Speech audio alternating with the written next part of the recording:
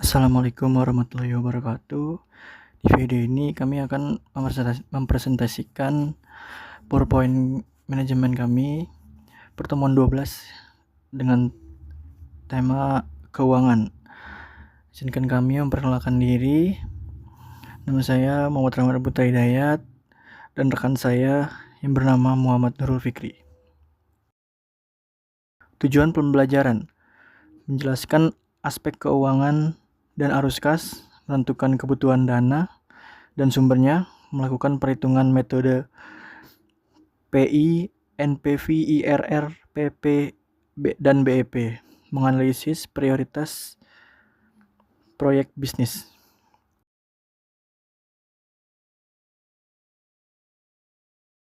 Yang pertama, kebutuhan dana dan sumbernya.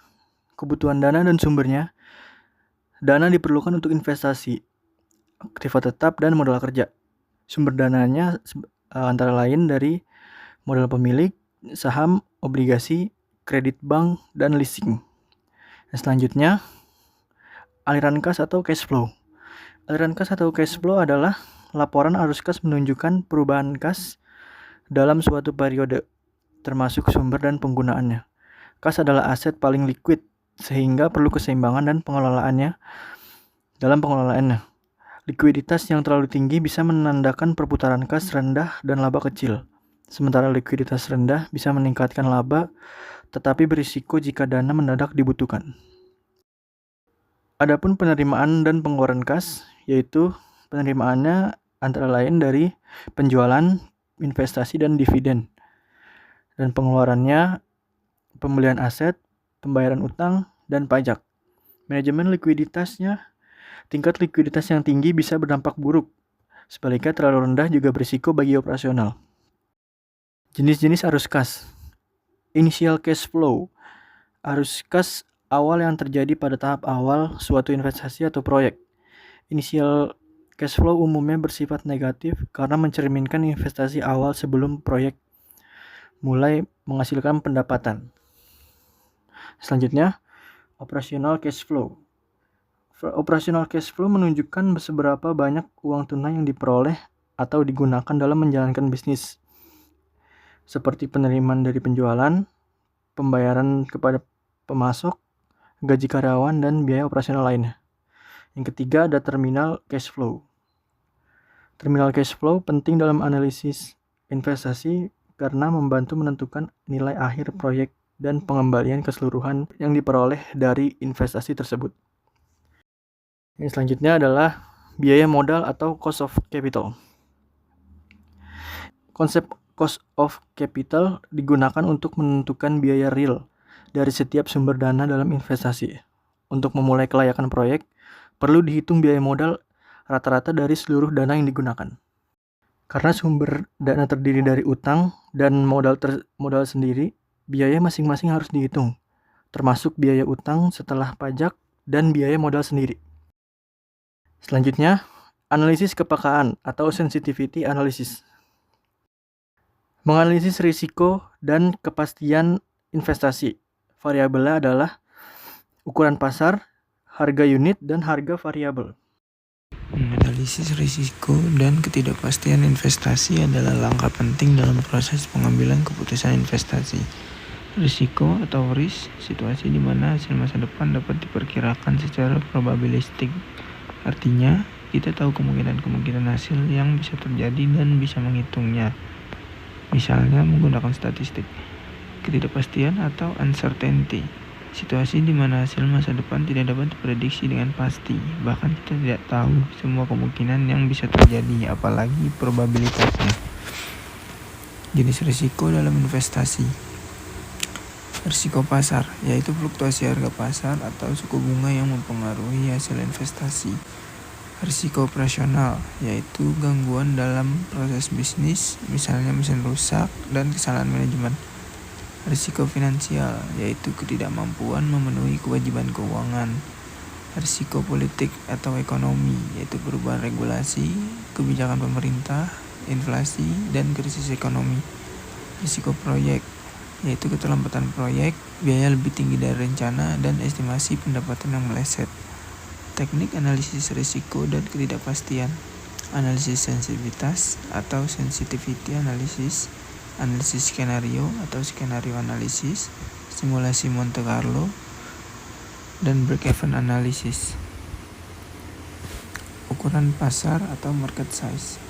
Definisi jumlah total permintaan yang potensial terhadap produk di pasar tertentu dalam satu periode, misalnya per tahun, mempengaruhi volume penjualan.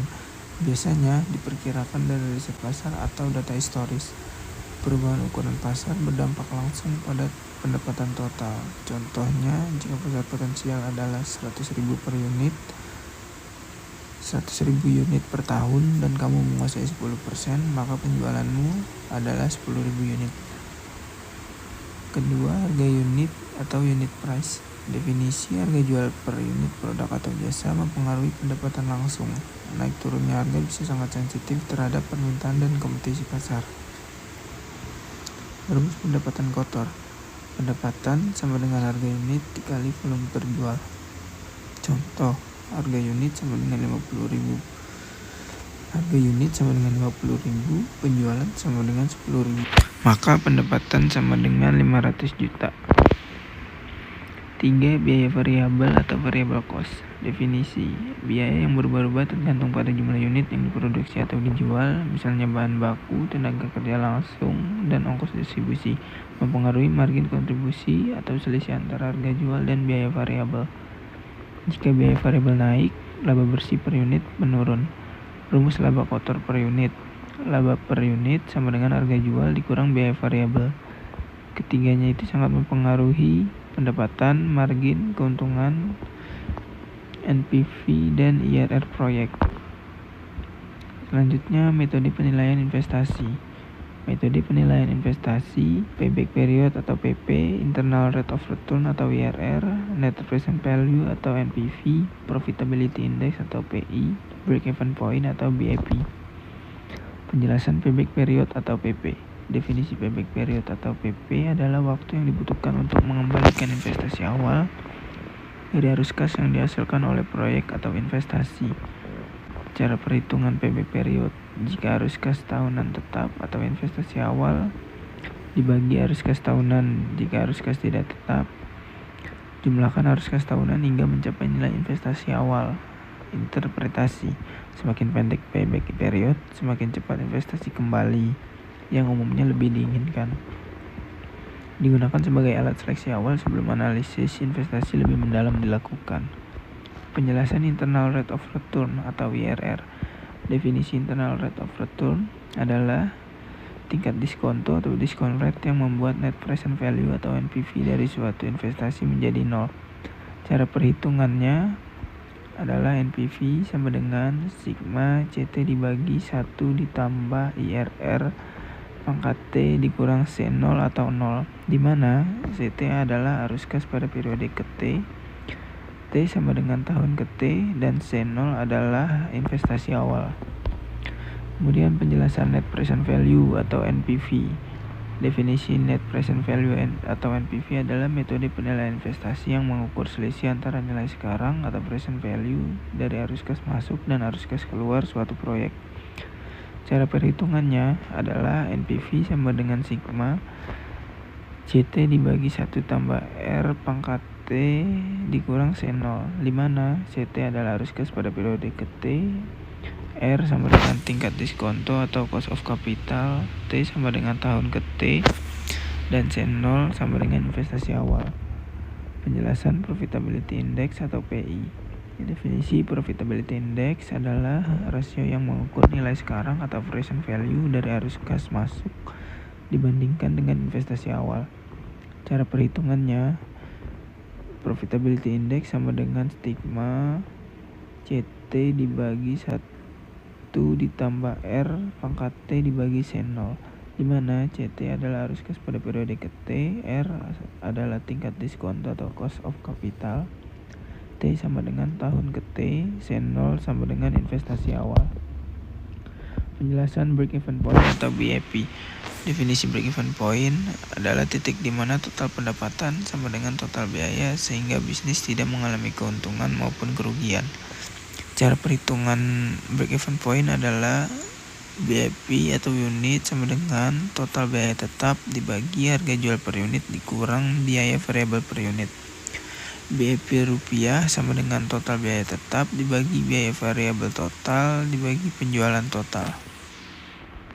Kesimpulannya, manajemen keuangan penting dalam bisnis. Pengelolaan dana, arus kas, dan evaluasi investasi harus dilakukan dengan baik dan gunakan metode yang tepat untuk pengambilan keputusan investasi. Sekian presentasi dari kami, presentasi pertemuan 12. Terima kasih.